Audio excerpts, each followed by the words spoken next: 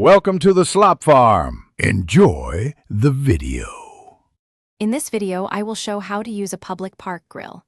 Start by inspecting the grill for debris, rust, or grease and ensure vents work properly. Wear gloves and bring basic tools such as tongs, a brush, and aluminum foil.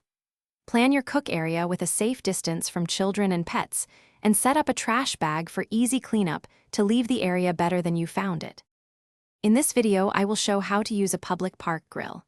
Light charcoal with a chimney starter or an approved starter, then wait until coals are mostly gray before spreading. If using lighter fluid, apply only before lighting and let flames settle. Adjust vents to control airflow and temperature, and keep a small water bottle or bucket nearby for safety. Test heat with a quick hand hover above the grate before cooking. In this video, I will show how to use a public park grill.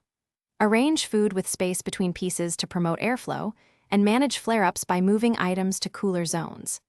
Keep raw and cooked foods separate and use clean plates and utensils for finished items. Monitor temps and rotate or flip as needed for even searing, and wrap leftovers promptly to keep pests away while you finish cleaning the grill area. Thanks for watching. Consider subscribing if we helped you today.